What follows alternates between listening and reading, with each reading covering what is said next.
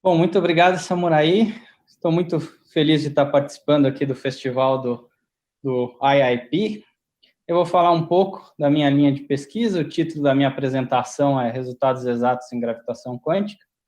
Eu vou tentar motivar todos os passos, né? Então, eu vou começar primeiro com um pouco de motivação, introdução. Eu coloquei um aviso, porque muito que eu vou falar tem muitos sucessos nessa área, mas tem muito trabalho em progresso, tem muitos desafios e muitas descobertas ainda a serem feitas. E vamos começar relembrando um pouco sobre as interações fundamentais conhecidas na natureza. Nós conhecemos até o momento 4. Tem a eletromagnética, fraca, forte e a gravitacional, né? Talvez a eletromagnética e a gravitacional sejam as mais conhecidas.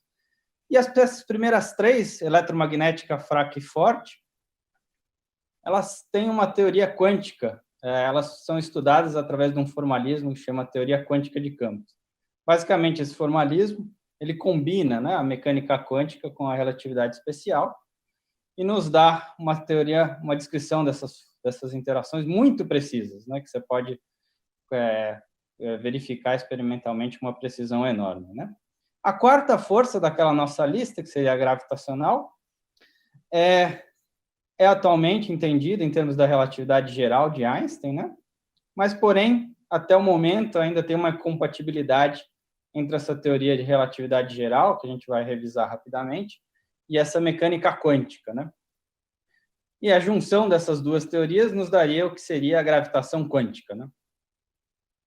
E, por exemplo, se a gente quiser entender, vou dar só um exemplo, se a gente quiser entender, por exemplo, a origem do universo, quando acredita-se que o universo foi muito pequeno, e fenômenos de gravitação quântica seriam importantes para entender vários fenômenos físicos, além de ser um problema teórico, né? Como todas as outras forças são bem entendidas e a gente tem essa incompatibilidade, né? Só revisando muito rapidamente o que acontece com o eletromagnetismo, né? Então, nós temos em baixas energias, a gente sabe, conhece, né, essa lei de Coulomb, e do ponto de vista de teoria quântica de campos, a gente tem essa eletrodinâmica quântica, né? E o que acontece é que aqui nessa eletromagnética quântica, essas partículas interagem através aqui da emissão de um mediador, né, um mediador de força, seria o fóton, e esse formalismo nos ensina a calcular correções quânticas. Aqui tem, por exemplo, um fenômeno de polarização de vácuo, né, que você tem uma produção de um par elétron-pósitron e depois esse par se aniquila, né? Então, isso daria uma correção nessa interação entre dois elétrons, por exemplo. Esse fenômeno, né, conhecido como polarização do vácuo, e é bem entendido e tem consequências experimentais, né? O fato de você ter uma carga elétrica efetiva. Isso seria, basicamente, uma visão bem rápida, né? Vamos agora seria essa quarta força, né? Seria essa. Então, nós entendemos essa quarta força através da relatividade geral, né? Uma teoria proposta por Einstein. E quais são as propriedades gerais dessa teoria? Bom, ela reproduz a lei de Newton da gravitação, né? Para casos não extremos, né? Que você não tem, talvez, quando você tem campo fraco, partículas não se movendo em velocidades muito rápidas, isso é uma coisa ótima, né? Também ela tem uma estrutura causal bem definida, né? A gente sabe que a informação nesse espaço não pode se viajar mais rápido que a velocidade da luz. E outra propriedade muito interessante é que o espaço-tempo agora nessa teoria passa a ser um objeto dinâmico, né?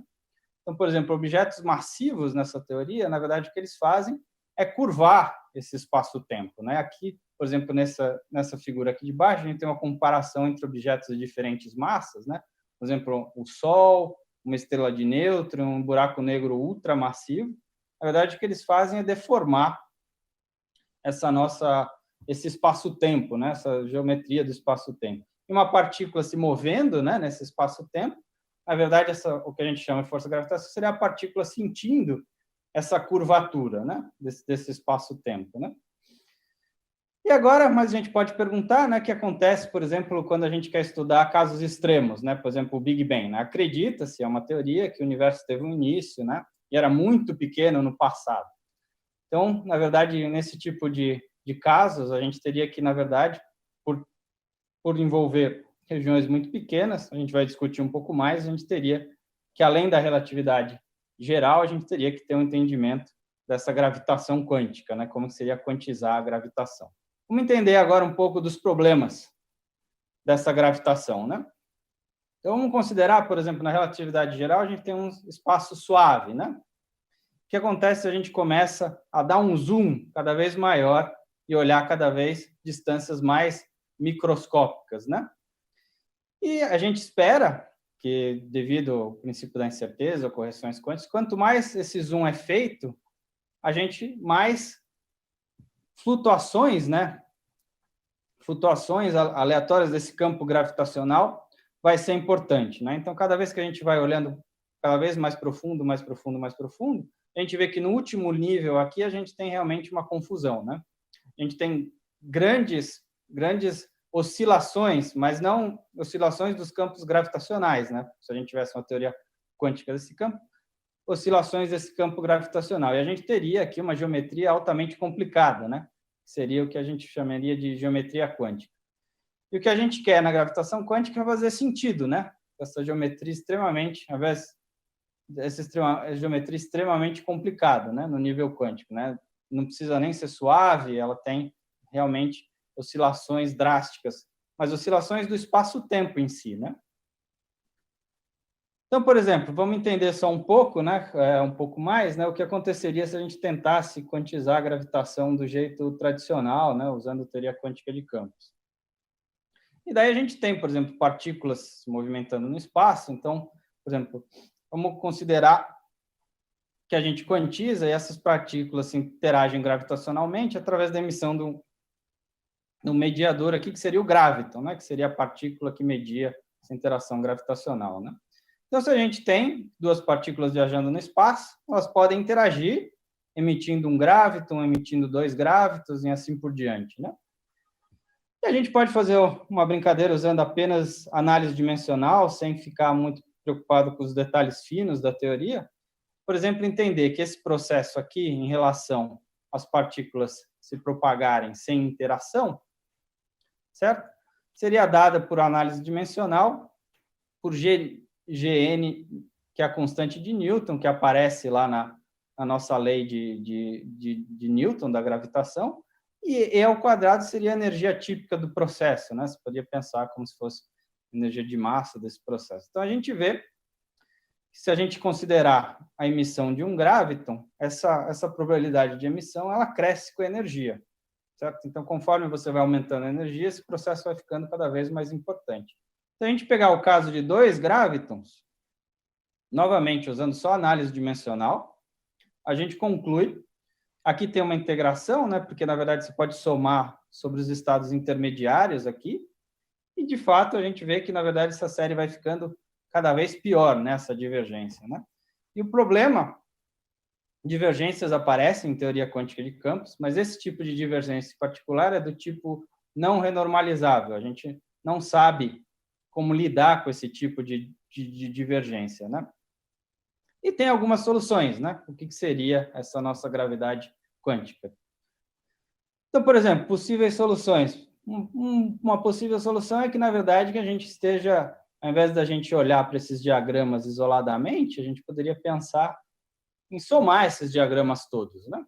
Então, somar o processo todo, e que, na verdade, essas divergências desapareceriam quando a gente tivesse uma formulação, talvez, não perturbativa, né? Que isso seria, as divergências seriam uma coisa da teoria de perturbação, né, que a gente está fazendo.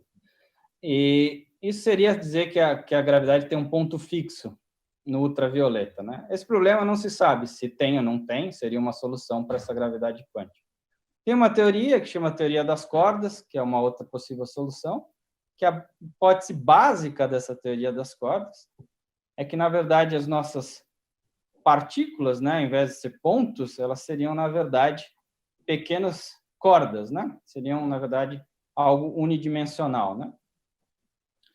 E as partículas elementares seriam diferentes vibrações dessa corda, como a gente tem diferentes vibrações num violão, né? Então, essa é uma teoria possível, é uma possível solução. Há outras soluções, há outras gravidade de loop, gravidade entrópica, há outras propostas na literatura, né? E agora, vamos focar um pouco mais em teorias de cordas para tentar entender um fenômeno que acontece que acredita-se que acontece em toda a teoria de gravitação quântica, né?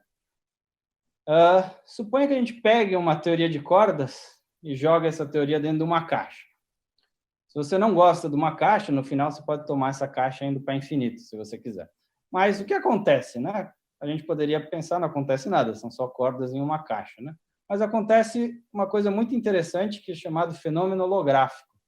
Na verdade, a gente consegue descrever coisas dentro desse volume, estudando essa teoria na fronteira, fazendo medições na fronteira. Então, a gente entenderia coisas no volume, fazendo só medições nessa fronteira da caixa, né? Isso seria o que é chamado fenômeno holográfico.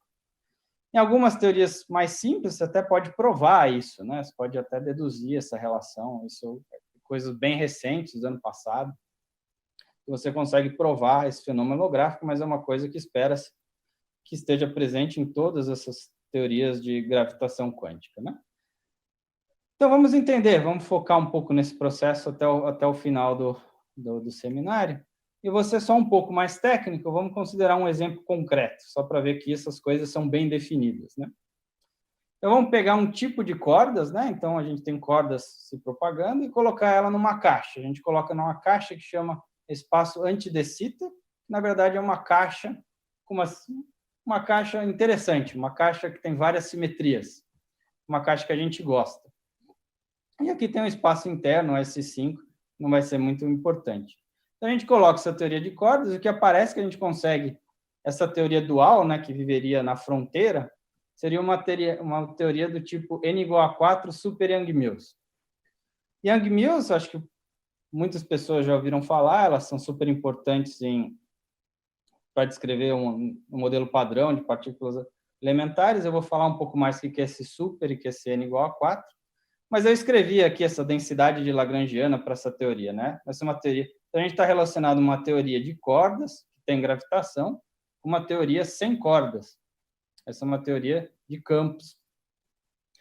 E uma teoria vive em 10 dimensões e outra teoria vive em 4 dimensões, né? Essa Lagrangiana, o que é essa super Yang-Mills? Ela tem uma Lagrangiana muito simples, né? Ela tem um traço aqui, por ser uma teoria de gauge, todas as partículas vivem no adjunto, então esse é um traço no gauge group, e tem a fórmula usual de Yang-Mills, o termo de Yang-Mills, e você tem também o termo de fermions aqui, né? Então, basicamente, só que o problema é que essa ação está escrita em 10 dimensões, a gente tem que fazer uma redução dimensional para 4 dimensões, mas ela também continua simples. Basicamente, ao invés de essas direções que a gente faz essa redução dimensional, viram componentes escalares desse F mini, né? Daí a gente pode se perguntar, né, quais são propriedades dessa teoria. Bom, primeiro é uma teoria de campos conforme em 4 dimensões, e é conforme no nível quântico, não é só no nível clássico. É uma coisa já muito interessante. Elas têm aquele super, quer dizer, uma propriedade de supersimetria. Sabe que as partículas têm um número quântico chamado spins, né? Basicamente, essa supersimetria ela relaciona partículas de diferentes spins. E essa teoria tem essa simetria, ela é invariante sobre transformações de supersimetria. Essa teoria é considerada uma teoria integrável no nível quântico. Não tem uma prova absoluta para isso, mas todos os testes feitos até hoje foram bem-sucedidos. Teorias integráveis são muito estudadas em física matemática, né? Tem várias outras aplicações, né? E eu acredito que provavelmente será a primeira teoria de Yang-Mills a ser completa em 4 dimensões, a ser completamente solucionada. Digo completamente solucionada, a gente poder calcular absolutamente todos os observáveis dessa teoria, né? Quero motivar um pouco mais, né? O que a gente aprende estudando essa teoria que parece ser um pouco exótica, né? A coisa que mais me interessa é entender novas estruturas em teoria quântica de campos. Lembra que também outra motivação para estudar essa teoria é que a gente vai estar estudando gravitação quântica indiretamente, certo? Mas eu sou particularmente interessado em estudar estruturas novas em teoria quântica de campos. Talvez nesses setups mais simples seja mais fácil a gente deduzir propriedades novas que é difícil você entender, por exemplo, na QCD direto. Tem algumas outras motivações, né? Por exemplo, a relação com QCD. O setor de gluons dessas Super Young Mills é exatamente igual às QCDs, se você pensar em termos de diagramas de Feynman. Todos os diagramas de gluons que só tem gluons são iguais nas duas teorias. E processos que só os gluons contribuem, você consegue estar calculando não só em Super Young Mills, como também nessa teoria de QCD, né? QCD é a teoria que explica a interação forte, né? Quantum Chromodynamics. E, na verdade, insights dessa teoria já são usadas para fazer cálculos no LHC, né? Há várias coisas que foram desenvolvidas nessa teoria que a gente consegue entender. O LHC é um acelerador de partículas, né? Que é o mais energético atualmente, e preciso fazer, por exemplo, cálculos de loops para você fazer previsões precisas, né? De produções, e já esse tipo de... algumas técnicas desenvolvidas nessas teorias são usadas no LHC.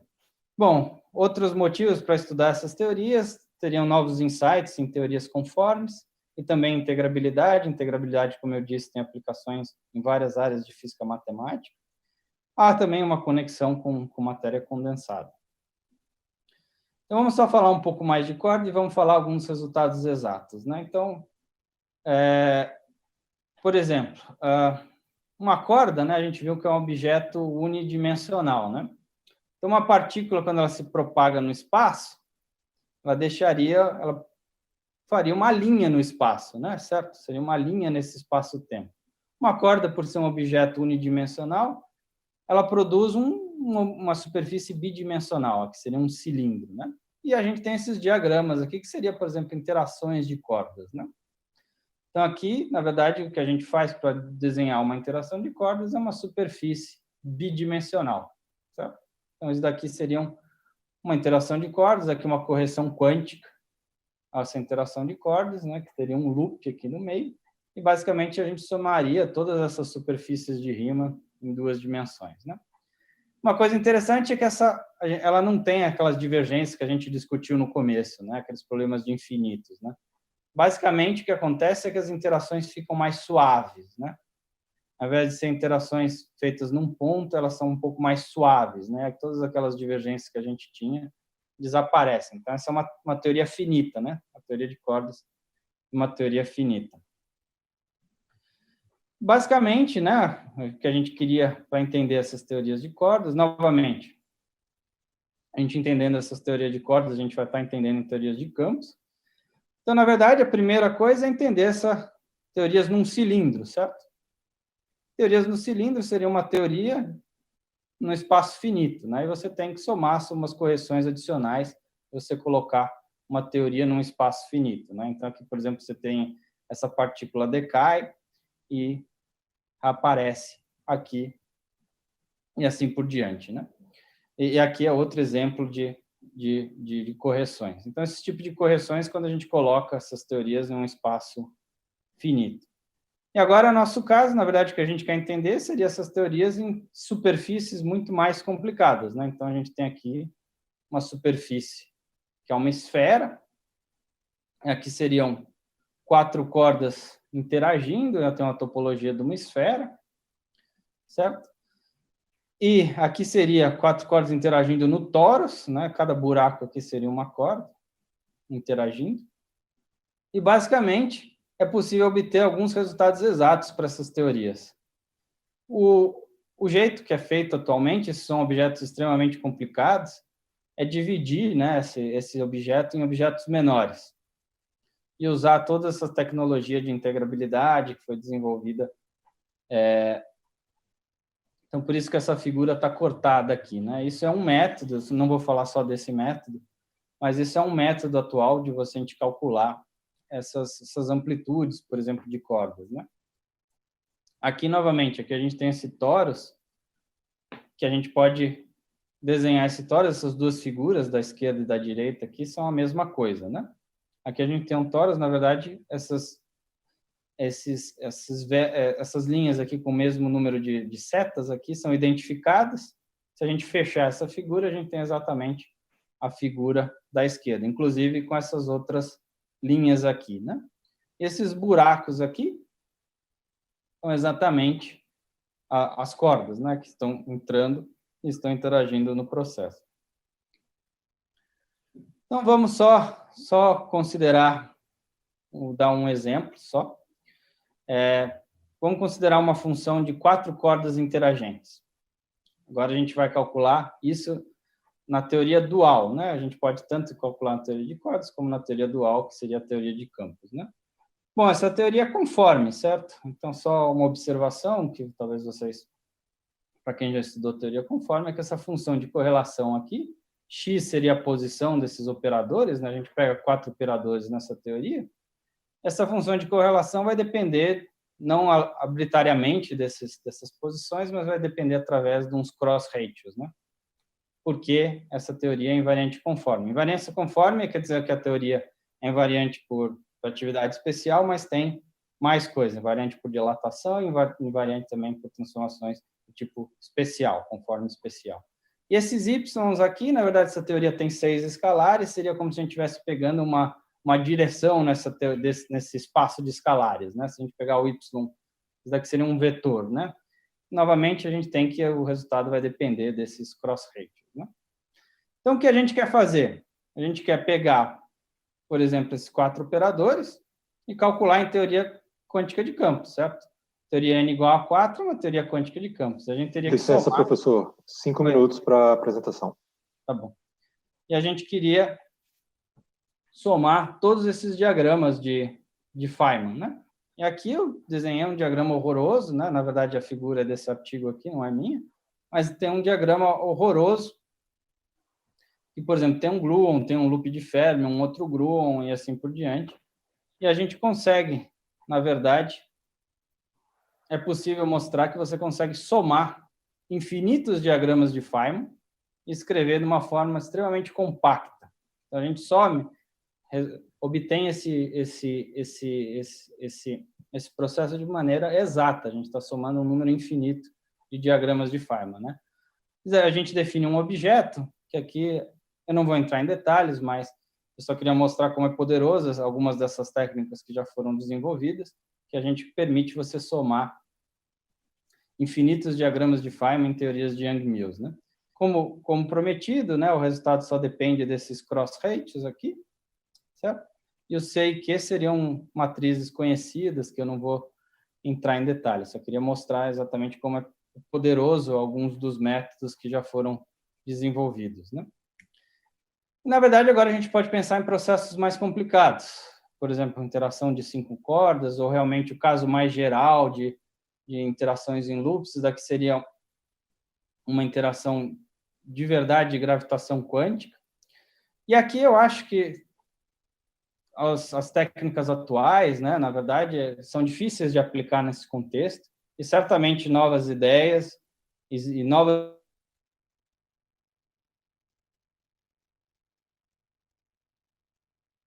estruturas, né?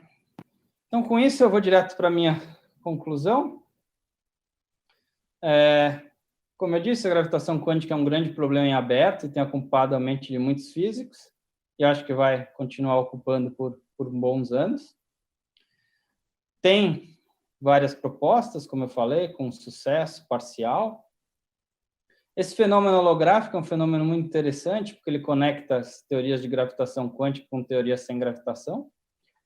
Então, a gente, além de estar estudando gravitação quântica, a gente vai estar aprendendo coisas novas sobre teoria quântica de campos, que tem aplicações em outras áreas. Tem essa pergunta, se é possível a gente solucionar uma teoria de Yang-Mills exatamente. Teorias de Yang-Mills, como eu disse, aparecem no modelo padrão, né? Eu diria que a gente está próximo de solucionar essa teoria n igual a 4, e para solucionar essa teoria, a gente vai ter que desenvolver isso que está ocorrendo na história desse campo. A gente tem novas técnicas, né? Descobre novas técnicas, novas simetrias, novas identidades em teoria quântica de campos, integrabilidade e teorias conformes, né? Então, tem muita coisa para ser feita, muita estrutura para ser descoberta, e tem muita coisa para ser feita, né? Bom, eu termino agradecendo, dando meus parabéns ao IIP, e agradeço o Serra Pilheira pelo apoio financeiro, e também eu tenho diversos colaboradores que eu agradeço enormemente, discussões com o grupo, E é isso. Muito obrigado pela atenção. Obrigada, Tiago, pela excelente palestra. E nós temos aqui 3 perguntas do chat lá do YouTube. A primeira vem do Leandro Mateus, que pergunta o seguinte: professor, qual a principal diferença entre as teorias do tipo cordas para a teoria de loop quantum gravity? Sim, essa teoria de cordas tem essa hipótese, né, que as partículas, a principal diferença é que na teoria de cordas as partículas são cordas, e na loop quantum gravity você tenta algo mais canônico, né, você tenta quantizar, seria a gravitação já em 4 dimensões, né, então são approaches diferentes, né, mas basicamente a principal hipótese da teoria de cordas é você substituir essas partículas, que, por exemplo, o elétron, ao invés de ser um ponto, ele seria uma corda, né? Isso tem condições drásticas. Você falar que o elétron, ao invés de ser um ponto, é uma corda, tem consequências drásticas. Assim. Tem consequências que a gente tem que viver em 10 dimensões, tem um monte de consequências justamente só dessa hipótese simples. E nessa outra teoria de outras, você não tem essa hipótese, né? Você tem que as partículas são pontuais, né? Bem, a segunda pergunta é a seguinte: a teoria de cordas é uma teoria de gravitação quântica. Podemos considerar que o problema de quantização de gravitação é resolvido? Não, no sentido de que a teoria não se entende totalmente a teoria, né? Primeiro que a gente gostaria que essa teoria, que se ela fosse a teoria correta, que ela reproduza, por exemplo, o modelo padrão das partículas elementares, né? Então, a gente tem que, na verdade, reproduzir também resultados bem conhecidos. E, por exemplo, teoria de cordas, é muito difícil você entender a teoria, você consegue entender ela do ponto de vista perturbativo, mas a gente ainda não consegue entender muito bem a teoria de cordas do ponto de vista não perturbativo. Então, a gente não sabe se a teoria tem um vácuo que é parecido com o nosso universo, né, que tem um modelo padrão. Então, na verdade, a teoria é muito promissora, ela tem muitos sucessos, mas ainda é uma teoria que precisa ser mais entendida, né? Pode ser que eventualmente tenha mais sucessos ou não, né? Obrigada. E a terceira pergunta é a seguinte: a teoria de cordas pode descrever partículas elementares realísticas? Essa é o que a gente sonha, né? Que o pessoal de teoria de cordas sonha que, na verdade, a gente consiga. Que a teoria de cordas, além de ser uma teoria quântica da gravitação, ela tem essa ideia de ser uma teoria de unificação, né? Seria a teoria do tudo, né? Então, na verdade, ela unificaria todas as interações, né? Não só todas as partículas conhecidas seriam oscilações dessas cordas, então a gente teria uma teoria de unificação, né, do todo. O problema é que quando a gente tem que tentar achar, por exemplo, essa teoria pode descrever muitos cenários que não são realistas. Então, a teoria tem muitas soluções. Então, ela descreve muitos universos. Então, ainda é uma pergunta saber se é possível, de fato, a teoria de cordas descrever o nosso universo ou não. E, para isso, eu acho que precisaria do entendimento um pouco mais não perturbativo da teoria, né? Isso é extremamente complicado, né? Isso é um problema de matemática extremamente complicado. Tem várias pessoas tentando por muitos anos, né? Mas, sim, isso seria um sonho, né? Realmente, você ter uma teoria do todo, né? Uma teoria de unificação que descreveria, a teoria de cordas descreveria tudo, né? Bem, nós temos mais uma pergunta aqui, nossa última pergunta para o professor Tiago, do Gabriel Luiz Almeida, que pergunta assim: dúvida. A teoria que é resolvida de forma exata é a Super Yang-Mills e não a Yang-Mills, é isso? Isso, no momento, a gente tem resultados exatos da Super Yang-Mills, né? O resultado exato que eu mostrei é no Super Yang-Mills, né? Claro que a gente tenta aprender, a ideia é tentar aprender técnicas novas em teoria de quântica de campos e, eventualmente, fazer cálculos em, por exemplo, teoria na QCD, por exemplo. E muitas das técnicas, algumas técnicas que foram desenvolvidas nessa teoria supersimétricas, estão sendo usadas para cálculos de teorias mais realistas, né? Mas, até o momento, muito está sendo descobertas formais sobre teoria quântica de campos, e E a ideia, claro, é aprender sobre QCD, QED, aprender todos esse modelo padrão, né? Aplicar essas ideias em teorias mais realistas também.